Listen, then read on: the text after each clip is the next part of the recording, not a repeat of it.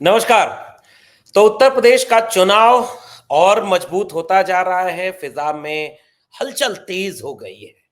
2 चरण का वोट डाला जा चुका है और कुछ लोग ये कह रहे हैं कि हाँ, अब की बार 400 पार क्या 500 पार भी हो सकता है। कितना चुपचाप वोटिंग हो रही है। लेकिन कुछ लोगों का ये कहना है कि अगर इतना ही सब कुछ ठीक होता, तो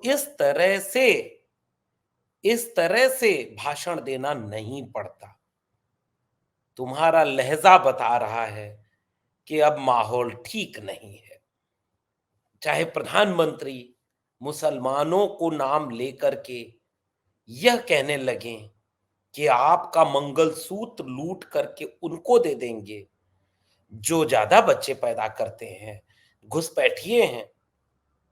और कुछ दिन बाद अगले दिन ठीक अगले दिन जैसे ही इस मामले पर घिरते नजर आते हैं, फिर ये कहने लगते हैं कि एससी एसटी ओबीसी का आरक्षण छीन करके मुसलमानों को दे देंगे, मुसलमानों को इसमें घुसपैठ करा देंगे, मामला और नहीं बनता है।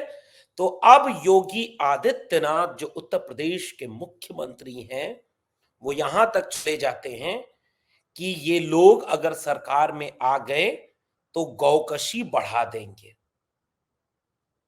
जो भारत माता की जय नहीं बोलता है, जो वंदे मातरम नहीं बोलता है, जो विषधर है, कल्पना करिए, इतना गुस्सा, इतनी हिंसक भाषा।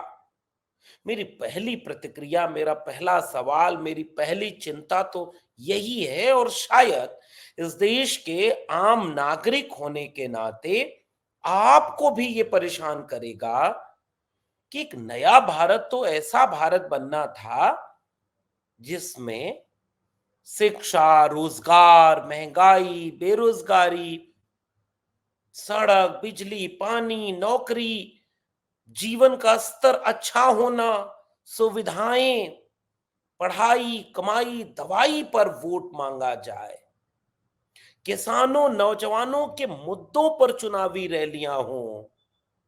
मगर इस देश की चुनावी रैलियां सीधे हिंदू मुसलमान पर हो रही हैं।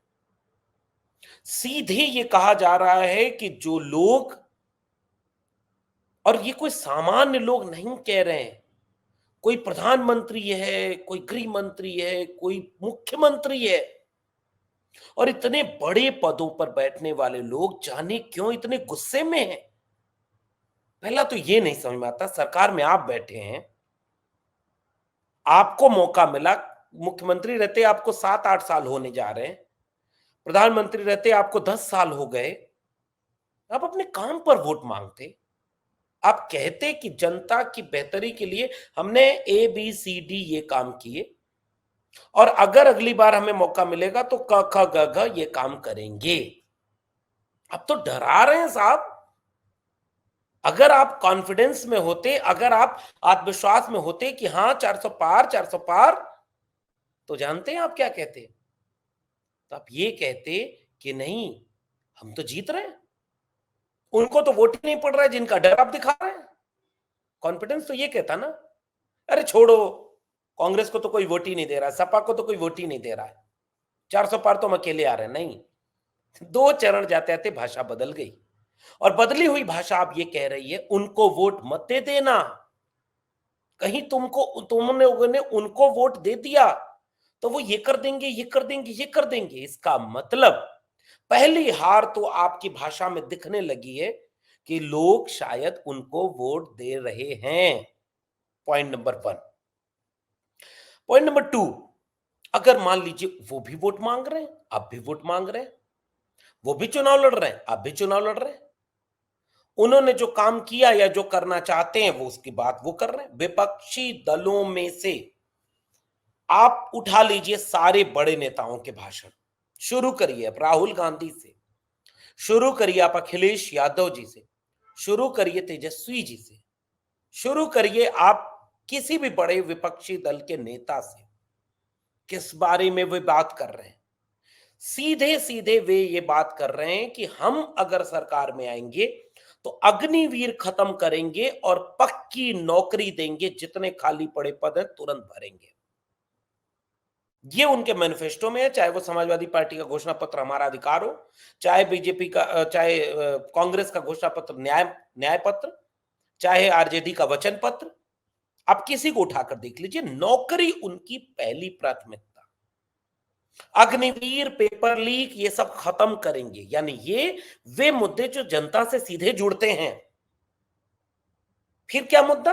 किसानों को एमएसपी देंगे, कर्जा माफ करेंगे। और यही भाषण में आ रहा है कि भाई किसानों के आंदोलन को कौन रोका, क्यों ऐसा आपने किया। नौजवानों की बात, किसानों की बात, मजदूरों की बात। हम मनरेगा के बारे में शहरी मनरेगा बढ़ाएंगे, फिर हम मनरेगा का काम के घंटे बढ़ाएंगे, तो काम के दिन बढ़ाएंगे और मजदूरी बढ़ाएंगे। श्रमिकों को श्रम सम्मान निधि देंगे, किसानों को किसान सम्मान निधि देंगे। और ये सीधे सीधे उनके मुद्दों पर बात कर रहे हैं। जाति जनगणना कराकर जिसको जिसका हक मिलना चाहिए उसको उसका हक देंगे। चाहे आप सपा, कांग्रेस और आरजेडी किसी का भी घोषणा पत्र उठाकर देख लीजिए। वो क्या कह रहे हैं कि महंगाई को कम करने का तरीका अपनाएंगे, जीवन स्तर को बेहतर करेंगे, सबकी बेहतरी का काम करेंगे। और दूसरी तरफ प्रधानमंत्री जी कह रहे हैं मंगलसूत्र चुरा लेंगे, बांट देंगे। आपका 2 घर है तो 1 घर बेच देंगे, मुसलमानों को दे देंगे। और अब योगी आदित्यनाथ जी इन लोगों से कई गुना आगे बढ़ करके अपने असली रूप में, केवल 2 चरण हुआ है, और असली रूप में योगी आदित्यनाथ जी आ चुके हैं। जो वंदे मातरम नहीं कहता, अरे भाई कहां से वंदे मातरम आ गया? कोई मादर हिंद कहता है, कोई अपना अजीम मुल्क कहता है, कोई भारत माता कहता है। सबके अपने अपने तरीके हैं। चुनाव में कम से कम ये तो नहीं करना चाहिए। चुनाव में वंदे मातरम भारत माता की जय को क्यों लाना पड़ रहा है? आप मुख्यमंत्री हैं साहब। और उससे आगे बढ़ते हुए गौकशी कराएंगे, मुसलमानों को उनके खाने पीने की छूट देंगे और गौकशी करा देंगे। इसका मतलब वाह, मुबारक हो आदरणीय मुख्यमंत्री जी, आपने तो कमाल ही कर दिया। जो बची कुची चीजें थी वो आगे बढ़ गई। मैं शुरू करता हूं, कुछ तथ्य दे दूं आपको, फिर आगे की बात करेंगे। एक लेख बीबीसी में छपा है 15 दिसंबर 2015 को, और इस लेख का शीर्षक है बीजेपी को बीफ से परहेज, चंदे से नहीं। बीफ को लेकर केंद्र में सत्तारूढ़ भारतीय जनता पार्टी की सियासत चाहे जो हो, लेकिन जब बात पैसे की हो तो इस पार्टी को बीफ निर्यात करने वाली कंपनी से भी चंदा लेने में कोई परहेज नहीं। 2014-15 में बीफ निर्यात करने वाली महाराष्ट्र की कंपनी फाइगोरी फीको अल्लाना प्राइवेट लिमिटेड ने 50 लाख रुपए का चंदा दिया बीजेपी को, और यह रकम विजया बैंक चेक नंबर 846317 के माध्यम से दी गई। 2013-14 के चुनाव में भी 75 लाख रुपए का चंदा दे चुकी थी। एक दूसरी कंपनी इंडाग्रो फ्रूट्स लिमिटेड ने 75 लाख रुपए का और चंदा दिया। फाइगेरियो कॉनवेरवा अल्लाना लिमिटेड ने 50 लाख रुपए का चंदा दिया। रिप्रेजेंटेशन ऑफ पीपल्स एक्ट 1951 के तहत 2003 में संशोधन से नियम बनाया गया कि जो चंदा देंगे उनको बनाया जाएगा। तो जब इलेक्टोरल बॉन्ड नहीं था तो कैसे ये चीजें सामने आई। एक दूसरी खबर एक सुनिए, एक खबर एनबीटी नवभारत टाइम्स में छपी हुई है। बीफ बेचने वाली कंपनियों से चंदा लेती है बीजेपी। एक खबर छपी हुई है आज तक के डिजिटल प्लेटफॉर्म पर कि भारतीय जनता पार्टी ने 250 करोड़ रुपए का 13-14 में चंदा लिया।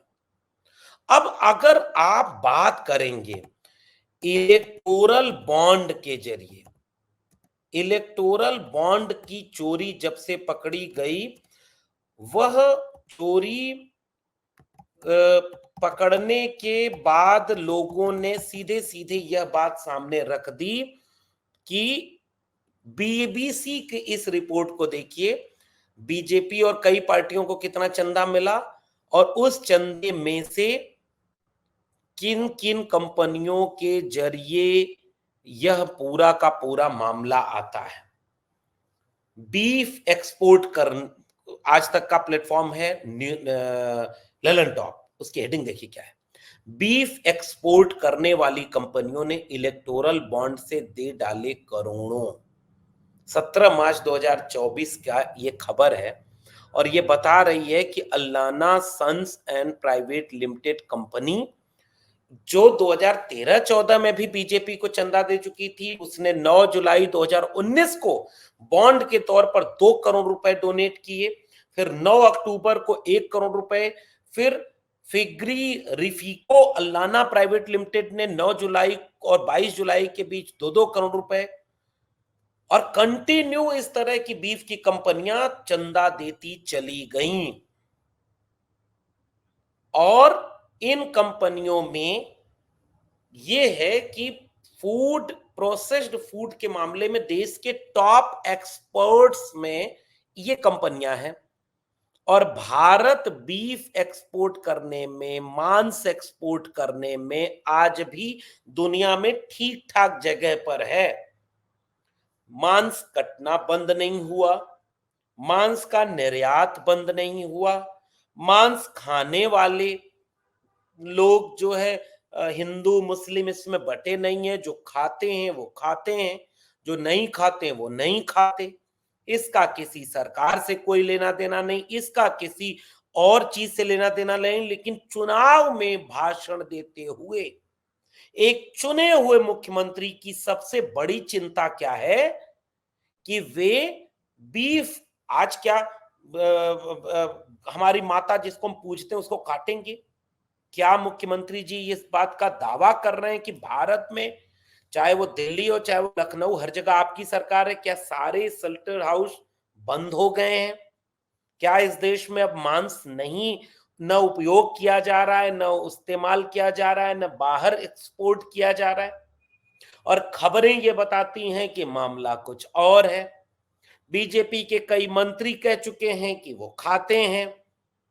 इसका क्या जवाब देंगे आदरणीय योगी आदित्यनाथ जी? तो मुझे ये लगता है कि यह जो चुनाव है, दुनिया का सबसे बड़ा लोकतंत्र, देश का सबसे बड़ा चुनाव, और ये चुनाव किस चीज पर हो रहा है? मंगलसूत्र, घुसपैठिया, ज्यादा बच्चे, मुसलमान, आरक्षण छीन लेंगे, मुसलमानों को आरक्षण दे देंगे, वहां से होते होते अब यहां पहुंच गया है कि ये लोग हमारी गौ माता को कटवाएंगे।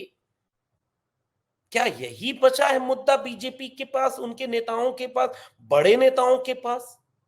क्या आम जनता की भावनाओं का इस्तेमाल करके चुनाव लड़के जीतना ही अब एकमात्र विकल्प बीजेपी के नेताओं के पास बच रह गया है? क्या अब इसके अलावा और कोई विकल्प नहीं है जिससे कि आप अपने मतदान को बढ़ा सकते, लोगों को, चंद लोगों को अपने वोट देने के लिए अपनी तरफ आकर्षित कर सकते थे? और यह दर्शाता है कि आप झूठ बोल रहे हैं। न तो आपके राज्य में मांस का कारोबार कमजोर हुआ है, एक्सपोर्ट कमजोर नहीं हुआ है, लोग खा भी रहे हैं, धर्म जाति से ऊपर जिसको खाना है खाता है भाई, ऐसा कुछ भी नहीं हुआ है। और आप एक चुनावी रैली में खड़े होकर चुने हुए मुख्यमंत्री, चुने हुए लोग यह बयान दे रहे हैं। यह क्या लोकतंत्र की मजबूती दर्शाता है कि उनको मत दे देना वोट, नहीं तो वो आ जाएंगे तो ये करेंगे? फिर से कह रहा हूं, इसका एक अर्थ तो साफ दिख रहा है कि उनको वोट पड़ रहा है। ऐसा लग रहा है कि उनको वोट पड़ रहा है, और इसलिए मुझे लग रहा है कि हताशा, निराशा, कमजोरी पर तमाम तरह की मुश्किलें, तमाम तरह की परेशानियां चेहरे से बयां हो रही हैं, सामने से दिख रही हैं, और वह ये दिखकर साबित कर रही हैं कि मामला फंस गया है। और आखिरी बात, इस देश के नागरिकों, देश के नौजवानों, देश के किसानों, देश के सम्मानित लोगों, एक बार आप अपने दिल पर हाथ रखकर विचार करिएगा। 2024 का चुनाव इसका सबसे बड़ा मुद्दा क्या महंगाई, बेरोजगारी नहीं होना चाहिए? क्या इसका सबसे बड़ा मुद्दा इलेक्टोरल बॉन्ड के नाम पर चंदे की लूट और वसूली नहीं होना चाहिए? क्या इसका सबसे बड़ा मुद्दा झूठ की सरकार नहीं होनी चाहिए? क्या इसका सबसे बड़ा मुद्दा 100 में से 85 नौजवानों की बेरोजगारी नहीं होनी चाहिए? क्या इसका सबसे बड़ा मुद्दा जाति जनगणना कराकर सबको सबके हिस्से का अधिकार देना नहीं होना चाहिए? क्या इसका सबसे बड़ा मुद्दा लोकतंत्र और संविधान नहीं होना चाहिए? या मंगलसूत्र, घुसपैठिया, ज्यादा बच्चे, मुसलमान, हिंदू, भारत माता की जय, वंदे मातरम, विषधर, योगी आदित्यनाथ जी विषधर कह रहे हैं और कह रहे हैं कि अब अगर उनको वोट दे दिया तो वो काटेंगे गाय मांस। सुनिएगा आप ही भाषण। तो इस तरह से इस पर विचार करना इस देश के नागरिकों की जिम्मेदारी है और आप विचार करिएगा कि क्या इससे दुनिया का सबसे बड़ा लोकतंत्र मजबूत हो रहा है और क्या उसका सबसे बड़ा चुनाव सही मुद्दे पर हो रहा है। निर्णय जनता के हाथ में है, उसे क्या पसंद आता है। 4 जून को इसका भी इम्तिहान होगा। फिर मिलेंगे किसी और टिप्पणी के साथ, तब तक के लिए बहुत बहुत धन्यवाद।